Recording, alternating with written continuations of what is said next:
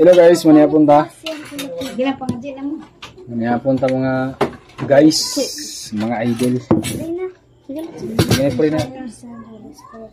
Bless us, O Lord, on this day which you both receive from thy bounty, protect us, O Lord. Amen. Abay tama. Abay lagi mo sika balaka. Mga unta, Abay tama. mga akong bahaw. Abay tama. Abay tama. Ang ulam natin guys ay Tama. wala itong sudan guys, pansit. Ta. Dino yaki. Tapos bulad o pansit. Walangi pa na. Kaunta. Okay, lawas yung punan.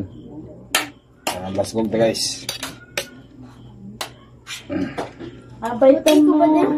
Hmm? Abay ang bata nga. Utan. Utan, bigyan sa bata. Walangi ni na. Kaunta kaon. Bito yung sa kaplato dito. Oh. Chara. Chara daw ka. Ha? Matangan na po ate. Kuwan. Sabaw. Bulad. Sit. Story. Kuwan kuwa ba? Hmm.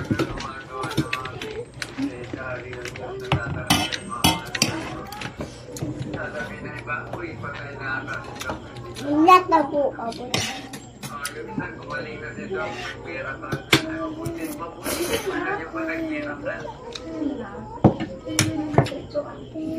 Oh, tabi. Mga pa na siguro na kumapol na pa. Yeah. Sago lang yung pansit. Tinapa. Sardinas.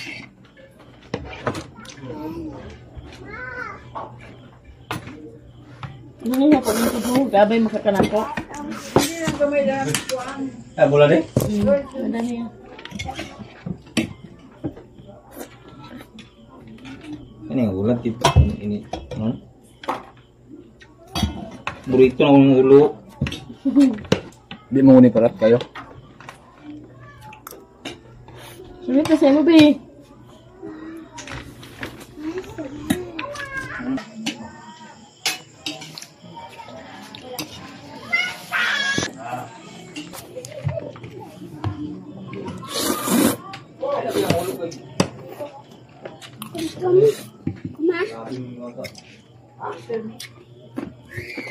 Kasi ko ano patay ko ron.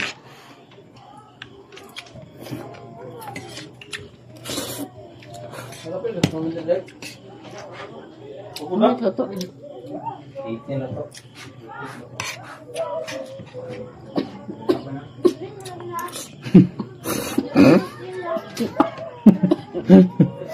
Ntok ang tataon sa. Aslom kayo eh. Suka mo no? Ntok ang pansit. Ayan. Kuha na.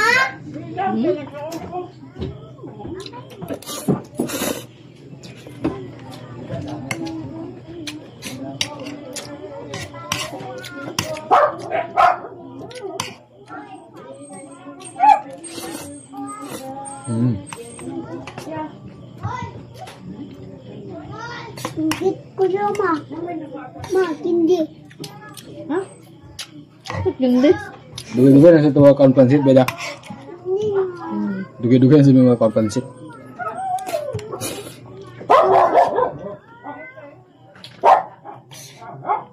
Mara pula akong suot kanina oh. Wala. Okay, yun siya. Oh, ilis. Mo kaligo kay. Ganina po ko nawasan mga alas 4. Wala nang laban sa kong ulo. Kung inom yung tambal. Kaya tuluyan ang mawala ang lagnat.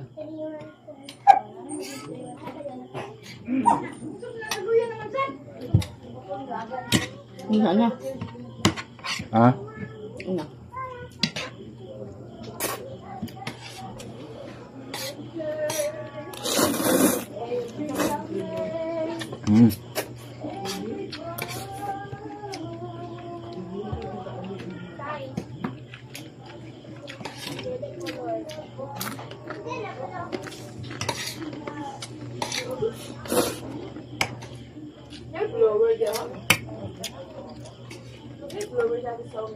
Galan niya.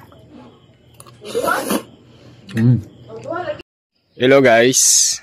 Hello. Nandito ako ngayon sa bahay. Nagsayo ko din yung pangas kay picturean ako akong balay kay na may libre daw nga taod sa kuryente na sabi ngalan na to. Para bitala ni Ate Utik dun sa kay Alan na nag-apply sila. Pero natauran yun sila pero dugay pud lagi matauran mga 3 years or 2 years. Pero pamasin lang ta guys basin og matauran pud ta. Muna yung nagpangas ko diri kay gipicturean akong balay tapos ipasan ako dito sa sabi nga anak basta ipasan ako tapos magkuha ko indigency yata yan. Tapos ID na ako, picture sa balay, Xerox, ipasa. Mao daw ilang kuan kanang requirements. So try lang natin guys baka ma-approve. Kasi malapit naman yung poste dito guys, andun lang. Mga 50 meters yata o 30 meters. Gikan sa balay, paingon sa poste. So sana ano guys. At yung nagbaba sa akin guys pa, hayaan nyo na lang yan. Siguro may nakita naman siya siguro na tama. Ako naman ang mali. So hayaan nyo na lang po. Huwag nyo lang huwag nyo lang sagutin. Hayaan nyo na lang. Iyan naman ang katungod nga inguna na ang iyang i-comment. So di ta makabuot. Sagdan lang natin siya guys. Sa nagdepends ako, maraming salamat po sa inyo. Maraming salamat po.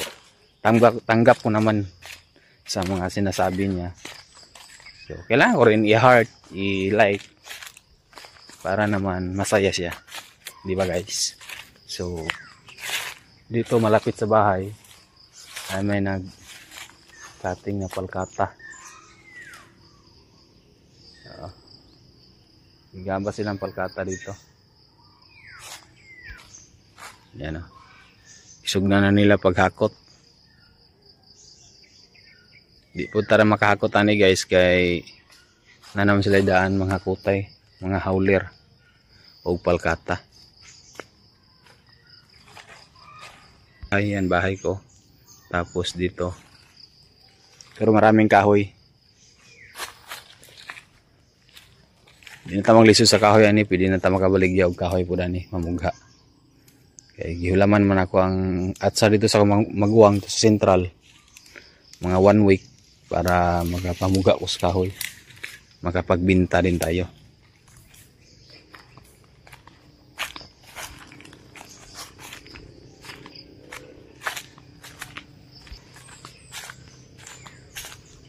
Basin dahil guys og kuan. Pamasin lang ta matauran tag kuryente. Di lang ta mag-asa. Basta nag-apply ta. Baon sa bayaran ano eh. Bawal na mo kutay-kutay karon sa mga silingan. Munang dito sa sentral yung nagpakutay sa kuryente. Ang bulan lang sila 100 or 200, giputol na nila kay dako kay multa. Manang uban ang apply pod. Pero dugay lagi, dugay kuno matauran na. Para lang ni agawalan na ni Teotek. Dugay pero natauran gi sila. Pero tiis-tiis lang lagi. Almost 2 years or 3 years ganyan.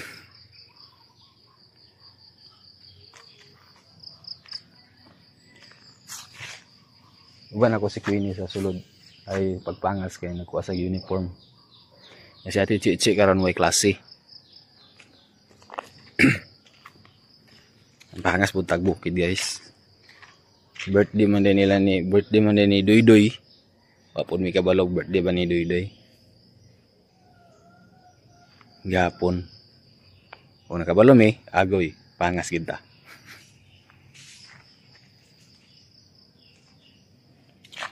Guys, gila man akong motor sa magbuwang. Manakwain? Ta. Tara na. Isarado.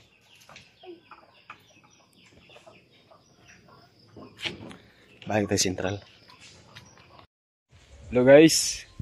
Ikaligo na ako akong labad sa ulo kay siguro kainit yun naman nagtubo-tubo na ako diri hubag-hubag naman ya. Kainit lagi. Nandani sa akong tangkugo. Naligo na lang ko. Medyo nagaan ra pud akong ulo nga nabugnawan. Mudong tao karon dito guys sa para sa kuryente lagi na di man ta pwede kay di man ta election dili man ta elected diri sa kuan sa Talisayan kay transferi man mi to amon mi na rehistro sa Balingwan. Lisod ta maaprubahan. Kaya ang ilang pangitaon mong ang rehistro. Ug asa ka na rehistro. Kay siguro part na sa election. Kaya di tayo makapasok sa mga ganyan para sila alan. Naman sila alan dito kay alan nga tiotik. Dito mga sila na rehistro sa Mapua. Kung naprubahan ng ila sa pila ka tuig. Tauran sila kuryente.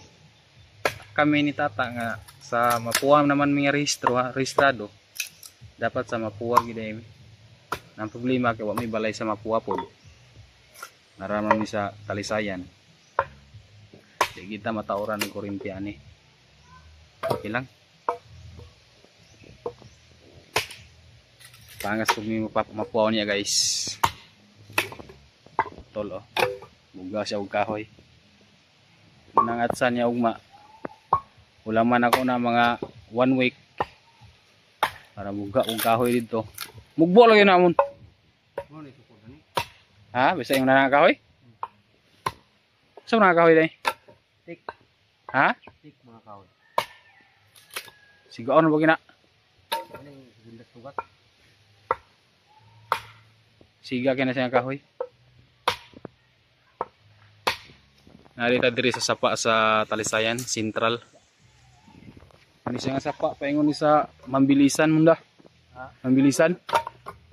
Yan yung pagulong. Ini siya nga sapa street. Paingon ni sa Mambilisan do sa Mapua.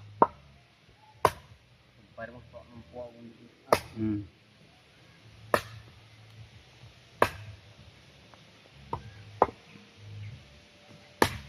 Sabi ko bag ma-apil ta guys sa part man day sa election ng ilang kuan. Hirapan tayo makapasok. Tis lang muna.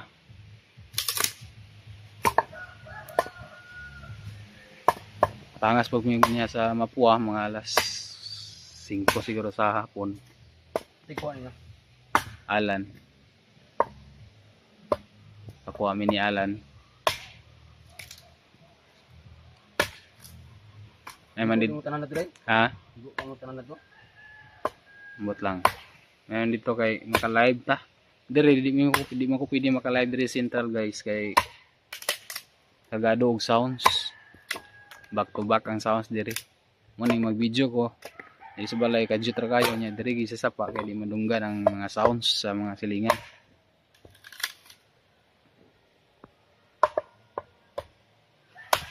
Ambot lang ka sa pagdong sa Cagayan na ni. Makadong ba kami o dili? Pagpay di pa sigurado.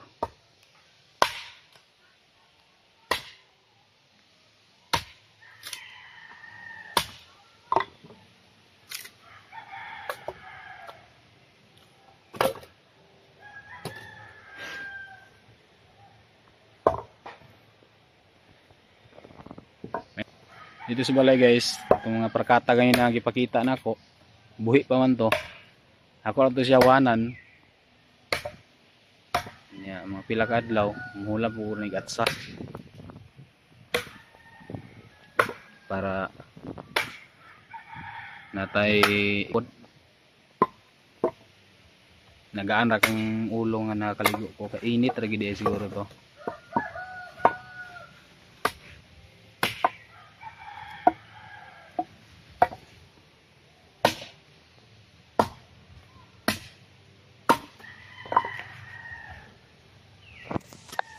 Ayan guys, sa mga nag-comment sa akin yung sigurong bus or ano, binabasa ko, okay lang siguro, okay lang sa akin guys, kasi kailangan natin sanayin yung ano, mga comment na negatibo. Kailangan natin tanggapin yan.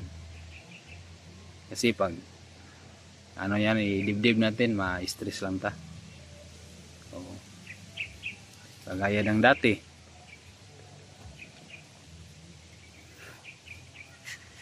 Kaya hindi na natin balikan yung mga dating ano,